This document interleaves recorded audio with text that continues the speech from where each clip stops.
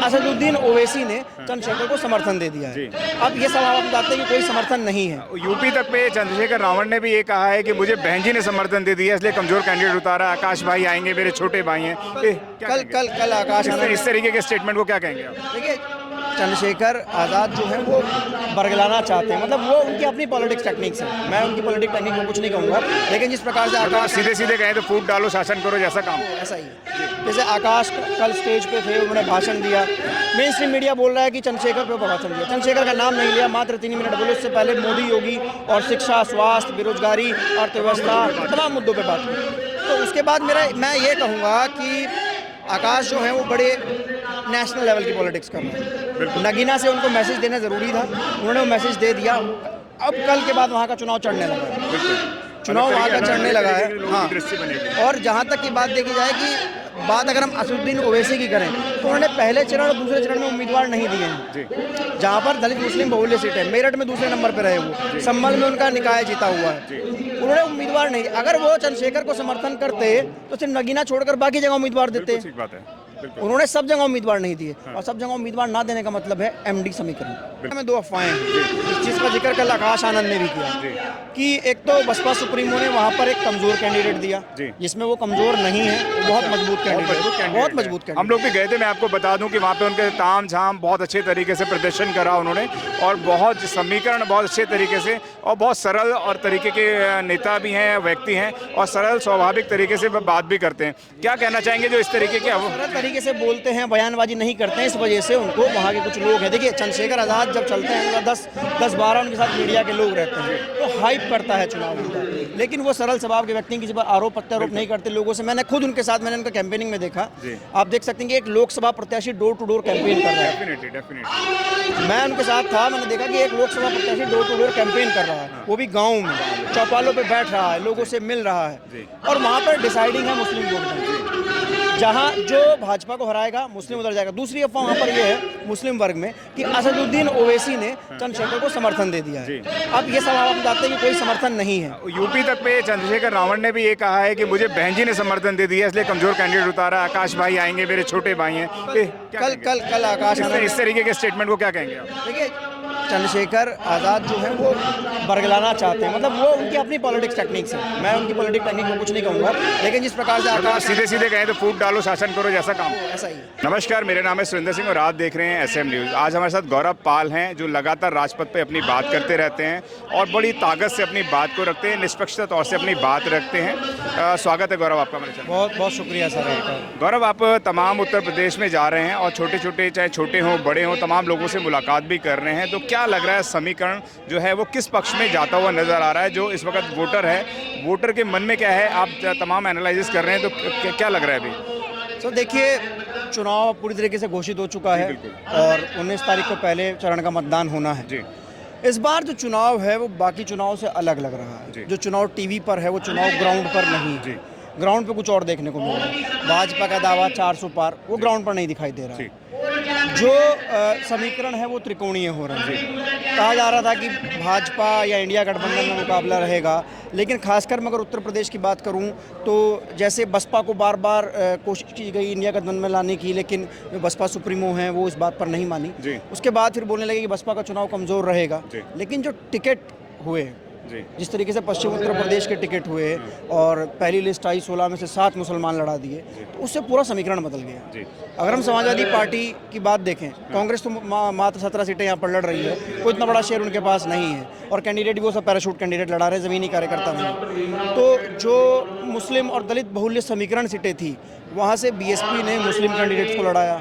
जो social engineering की बात मान्यवर साहब किया करते थे, उसको लेकर आ गया। जैसे आप देख सकते हैं कि मुजफ्फरनगर में जो भाजपा और RLD गठबंधन है, उनसे गुज्जर कैंडिडेट है संजीव बालियान। सपा इंडिया गठबंधन, जो कांग्रेस गठबंधन इंडिया गठबंधन, उससे ये राजेंद्र चौधरी हैं, लेकिन वहाँ से एक और कैंडिडेट है चाहिए था जो मजबूत टक्कर देता, तो बसपा ने वहाँ से प्रजापति कैंडिडेट दे दिया। अब वो प्रजापति कैंडिडेट का खुद का वोट वहाँ पर 2.5 लाख उस कम्युनिटी का वोट है, उनके समाज का वोट है, और वो समाज एक अति पिछड़ा समाज है जो अछूता रहा है, क्या नाम है, उसको हिस्सेदारी भागीदारी नहीं मिली है। अब वहाँ से समीकरण ये है कि उनको टिकट मिलते ही वहाँ का चुनाव का माहौल पूरा बदल गया।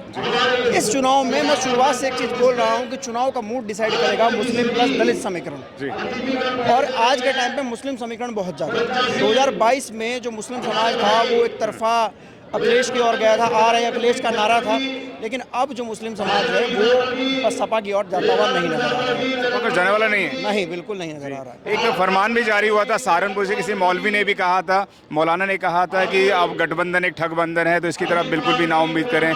तो उन्होंने ये भी कहा था कि बीजेपी को भी आप बीजेपी को भी वोट कर सकते हैं, यानी कि जो कैंडिडेट अच्छा है आप उसको वोट कर सकते हैं। तो क्या लगता है कि जो इस वक्त मुस्लिम है उसके मन में क्या चल रहा है और किस तरफ जाने वाला है? देखिए, 2022 में मुस्लिम समाज ने एक तरफा वोट किया अखिलेश यादव को, सरकार नहीं बनी, और एक बहुत बड़ी लहर थी आ रहे हैं अखिलेश, तो उसमें भी मुस्लिम समाज समझ गया कि सपा के पास अपना बेस वोटर नहीं है, उनके साथ जाने से कोई फायदा नहीं, वो भाजपा को नहीं हरा सकते। 111 पर आकर टिक गए, एक बहुत बड़ा महागठबंधन बनवाया। ओम प्रकाश राजभर, पल्लवी पटेल, दारा सिंह चौहान और इमरान मसूद उनके साथ आए, और जयंत चौधरी उनके साथ आए, तमाम लोग उनके साथ आए, लेकिन तब भी वो भाजपा को नहीं हरा पाए। तो अब इस तरीके से जो मुस्लिम कम्युनिटी है उनके ऊपर जो चीज़ें हो रही हैं, आज़म खान का मामला हो, इरफान सोलंकी का मामला हो, उसके बाद फिर मुख्तार अंसारी का मामला हो, अतीक अहमद का मामला हो, तो जो मुस्लिम कम्युनिटी के लोग हैं अब वो कह रहे हैं कि हम सपा को वोट नहीं करेंगे, क्योंकि अखिलेश यादव जिस तरीके से दूरी बनाए हुए थे, और ये बात अखिलेश यादव भी जानते हैं, और इस वजह से मुख्तार अंसारी की मौत के बाद जो उन्होंने ट्वीट किया, जो लोगों ने देखा, उसके बाद अखिलेश यादव पर और सवाल उठे, तो आज मजबूरन अखिलेश यादव को मुख्तार अंसारी के घर जाना पड़ा है मिलने के लिए, क्योंकि मुख्तार अंसारी को आप दरकिरार नहीं कर सकते। उत्तर प्रदेश की पॉलिटिक्स, चुनावों के नतीजे, चुनाव घोषित हो चुके हैं, लेकिन उससे पहले नहीं गए थे मुलाकात। हाँ, ये बात मुस्लिम वोटर कह रहा है। मुस्लिम वोटर कह रहा है हमारे लिए क्या किया है, हम देखेंगे जो भाजपा को हराएगा हम उसके साथ जाएंगे। उनका कहना है कि भाजपा को हराने के लिए बसपा के पास दलित वोटर का बेस वोट बैंक है, बेस वोट है। मतलब जब ये बोलते हैं कि बसपा का सबसे कमज़ोर प्रदर्शन है, तब भी 13% वोट बैंक उसके पास है 2022 के चुनाव में, जब 1 सीट वो जीत के है। तो उनका कहना है कि बसपा के पास बेस वोट बैंक है, जहाँ बसपा हराएगी भाजपा को, हम वहाँ पर भाजपा को वोट देंगे। गौरव, आप नगीना में भी गए थे, तो नगीना में चंद्रशेखर रावण भी लड़ रहे हैं, बीजेपी भी है और गठबंधन भी है, तमाम वहाँ पे लोग नज़र आ रहे हैं, और बीएसपी ने भी अपने कैंडिडेट, आकाश आनंद की भी कल एक बड़ी रैली रही थी जिसमें विशाल तौर से काफ़ी लोगों ने भाग लिया था। तो क्या लगता है कि नगीना का जो प्रॉपर एनालिसिस है वो किस करवट जाने वाला है? देखिए, नगीना हम लोग एक दिन पहले पहुँच गए, हम लोगों ने नगीना में गाँव में जाकर देखा, तो नगीना में जो दलित वोट बैंक है 3-3.5 लाख के आसपास है, वहाँ पर हमने चीज़ें ये महसूस की कि जो गांव में, ऐसा मैं नहीं कह रहा हूँ कि चंद्रशेखर का वोट बैंक नहीं है, चंद्रशेखर को वोट मिल रहा है, लेकिन बसपा के मुकाबले बहुत कम है। अमूमन जो 20 से 25, देखिए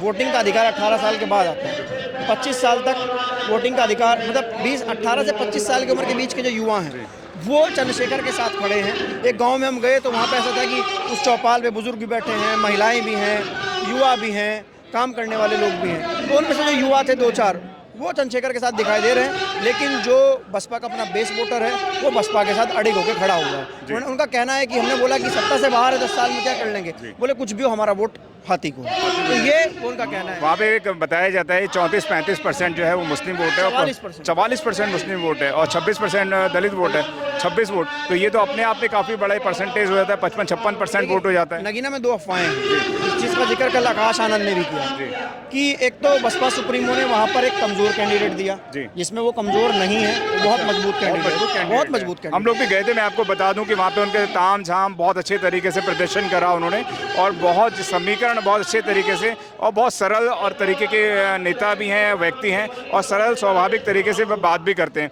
क्या कहना चाहेंगे जो इस तरीके के सरल तरीके से बोलते हैं, बयानबाजी नहीं करते हैं, इस वजह से उनको वहाँ के कुछ लोग हैं, देखिए चंद्रशेखर आज़ाद जब चलते हैं 10-12 उनके साथ मीडिया के लोग रहते हैं, तो हाइप करता है चुनाव उनका, लेकिन वो सरल स्वभाव के व्यक्ति किसी पर आरोप प्रत्यारोप नहीं करते लोगों से। मैंने खुद उनके साथ, मैंने उनका कैंपेनिंग में देखा, आप देख सकते हैं कि एक लोकसभा प्रत्याशी डोर टू डोर कैंपेन कर रहा है। मैं उनके साथ था, मैंने देखा कि एक लोकसभा प्रत्याशी डोर टू डोर कैंपेन कर रहा है, वो भी गाँव में, चौपालों पर बैठ रहा है, लोगों से मिल रहा है, और वहाँ पर डिसाइडिंग है मुस्लिम वोट बैंक। जहां जो भाजपा को हराएगा मुस्लिम उधर जाएगा। दूसरी अफवाह वहां पर यह है मुस्लिम वर्ग में कि असदुद्दीन ओवैसी ने चंद्रशेखर को समर्थन दे दिया है। अब ये सब आप जानते हैं कि कोई समर्थन नहीं है। यूपी तक पे चंद्रशेखर रावण ने भी ये कहा है कि मुझे बहन जी ने समर्थन दे दिया, इसलिए कमजोर कैंडिडेट उतारा, आकाश भाई आएंगे, मेरे छोटे भाई हैं। कल आकाश इस तरीके के स्टेटमेंट को क्या कहेंगे आप? देखिए, चंद्रशेखर आज़ाद जो है वो बरगलाना चाहते हैं, मतलब वो उनकी अपनी पॉलिटिक्स टेक्निक्स है। मैं उनकी पॉलिटिक्स टेक्निक को कुछ नहीं कहूँगा, लेकिन जिस प्रकार से आकाश सीधे सीधे कहें तो फूट डालो शासन करो जैसा काम, ऐसा ही है। जैसे आकाश कल स्टेज पे थे, उन्होंने भाषण दिया, मेन स्ट्रीम मीडिया बोल रहा है कि चंद्रशेखर पे भाषण दिया, चंद्रशेखर का नाम नहीं लिया, मात्र 3 मिनट बोले। उससे पहले मोदी योगी और शिक्षा, स्वास्थ्य, बेरोजगारी, अर्थव्यवस्था, तमाम मुद्दों पर बात की। तो उसके बाद मैं ये कहूँगा कि आकाश जो है वो बड़े नेशनल लेवल की पॉलिटिक्स कर रहे हैं। नगीना से उनको मैसेज देना ज़रूरी था, उन्होंने वो मैसेज दे दिया। अब कल के बाद वहाँ का चुनाव चढ़ने लगा है, चुनाव वहाँ का चढ़ने लगा है। हाँ, और जहाँ तक की बात देखी जाए कि बात अगर हम असदुद्दीन ओवैसी की करें तो उन्होंने पहले चरण और दूसरे चरण में उम्मीदवार नहीं दिए हैं। जहाँ पर दलित मुस्लिम बहुल्य सीट है, मेरठ में दूसरे नंबर पर रहे वो, संभल में उनका निकाय जीता हुआ है, उन्होंने उम्मीदवार नहीं। अगर वो चंद्रशेखर को समर्थन करते तो सिर्फ नगीना छोड़कर बाकी जगह उम्मीदवार देते। उन्होंने सब जगह उम्मीदवार नहीं दिए, और सब जगह उम्मीदवार ना देने का मतलब है एमडी समीकरण। बिल्कुल, ये बात मैंने प्रेस कॉन्फ्रेंस में उन्होंने की, लेकिन ओवैसी ने जवाब नहीं दिया इस बात का कि कोई सॉफ्ट कॉर्नर नहीं है। लेकिन ये बात AIM-MIM के लोग भी पूछ रहे हैं कि आपने पश्चिम में उम्मीदवार क्यों नहीं दिए। इसके तार हम जोड़ सकते हैं तेलंगाना से। तेलंगाना में RS प्रवीण कुमार जो बागी हो रहे थे, अपनी मनमानी कर रहे थे पार्टी में, वो गठबंधन चाहते थे KCR के साथ। बसपा सुप्रीमो मायावती उसको मना कर रही थी, हालांकि बसपा के अपने पदाधिकारी भी कहने लगे थे, रामजी गौतम ने ट्वीट भी किया था। लेकिन उसके बाद भी जब वहाँ पर 2 सीटें दी गई, एक नगर कर्नूल और एक हैदराबाद तो कभी बसपा चुनाव लड़ती नहीं है, ओवैसी के सामने कैंडिडेट नहीं देती, उनकी विचारधारा का मामला है। तो उसके बाद बसपा ने वो गठबंधन तोड़ा कि हम हैदराबाद नहीं लड़ेंगे, हम गठबंधन में नहीं लड़ेंगे, और हम सब जगह लड़ेंगे, हैदराबाद नहीं लड़ेंगे। उसके बाद अगर वो लड़ते तो मैसेज जो है वो यूपी में गलत जाता। जी बिल्कुल।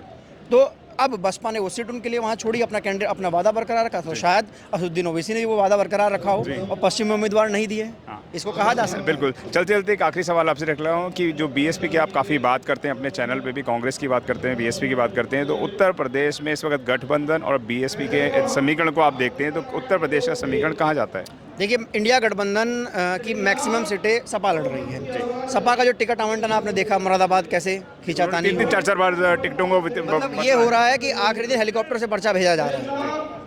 अब STN का टिकट काट के रुचि वीरा को दे दिया, तो वहाँ से जो मुस्लिम है वो विरोध कर रहा है। इरफान सैवी बसपा चुनाव लड़ रहे हैं, उनको वहाँ पे प्लस पॉइंट मिल गया है। मुस्लिमों के कईयों के टिकट काटे उन्होंने। हाँ, और यहाँ से मेरठ से शायद मंजूर थे किट्ठौर वाले, रफीक अंसारी मेरठ वाले, उनको टिकट दिया गया था। 6 लाख मुस्लिम वोटर है, उसको दरकिनार कर दिया गया। उसके बाद आखिरी में पहले टिकट, तो इसका असर देखने में मिलेगा, ये कहना चाहते हैं? बिल्कुल मिलेगा। आज हम आपके लिए लेकर आए हैं बहुजन समाज की एक ऐसी किताब, कहीं हम भूल ना जाएं, एक ऐसी ऐतिहासिक किताब है जिसके अंदर आपको ऑडियो वीडियो देखने को मिलना है। ये पहली बहुजन समाज की ऐतिहासिक किताब है जिसके अंदर आप वीडियो भी देख सकते हैं। अब किताब के अंदर कैसे वीडियो देख सकते हैं ये मैं आपको पहले दिखा दूं। आइए तो हम देखते हैं। सबसे पहले आपने करना ये काम है कि किसी भी पेज पर मोबाइल द्वारा आप गूगल पे जाएंगे और गूगल पे जाने के बाद आपको कैमरे का निशान नजर आता है। इस कैमरे पे आप क्लिक करेंगे तो ये QR कोड को स्कैन कर लेगा। स्कैन करने के बाद यहाँ पर आप देखेंगे ये लिंक आ गया। आप जैसे लिंक पर क्लिक करेंगे आपकी वीडियो चालू हो जाएगी, यानी कि आपको एक सटीक जानकारी मिलने वाली है, एक ऑथेंटिक जानकारी मिलने वाली है। बहुजन समाज की पहली ऐतिहासिक किताब है जिसके अंदर आपको तमाम महापुरुषों की जानकारी मिलने वाली है। आप इस किताब में देख पाएंगे तथागत सम्यक बुद्ध जिनकी पूरी जीवनी आपको मिलने वाली है, महान सम्राट अशोक जिनका जीवनी आपको इसके अंदर पूरी मिलने वाली है, संत कबीर दास, संत शिरोमणि गुरु रविदास, सम्राट मीर भोज जिन्होंने इतिहास रचने का काम किया, गुरु घासीदास बाबा, वीरांगना झलकारी बाई, वीरांगना उदा देवी पासी, नागेली वीरांगना की कहानी, एकलव्य जिसका अंगूठा काट लिया था धोखे से, चोखा मेला हरिचंद ठाकुर, ज्ञानदीप छत्रपति शाहूजी महाराज, बिरसा मुंडा, ज्योतिबा फूले, माता सावित्रीबाई फूले, फातिमा शेख, EV रामास्वामी, स्वामी अच्युतानंद, बाबा साहब डॉक्टर BR अम्बेडकर जिनका मूल ग्रंथ आपको इसमें छोटी सी किताब में मिलने वाला है। आप ऑडियो भी देख सकते हैं, वीडियो भी देख सकते हैं। माता रमाबाई, मोतिया रावण कंगाली, सरदार ऊधम सिंह, ललई सिंह यादव, दशरथ मांझी, शिव दयाल सिंह चौरसिया, कपूरी ठाकुर, भवरी देवी, मान्यवर काशीराम साहब जिन्होंने इतिहास को दोबारा दोहराने का काम किया था, वीरांगना फूलन देवी, बहन कुमारी मायावती, संकल्प भूमि और पूना पैक्ट। बहुजन समाज का एक मूल ग्रंथ यह आपके पास आ गया है और आप इसको बिल्कुल भी देरी ना करें। तो साथियों, अगर आप ये किताब मंगाना चाहते हैं तो डिस्क्रिप्शन बॉक्स में जो आप नंबर देख रहे हैं, इस नंबर पर आप हमें अपना ऑर्डर बुक करा सकते हैं। कितनी किताब आपको चाहिए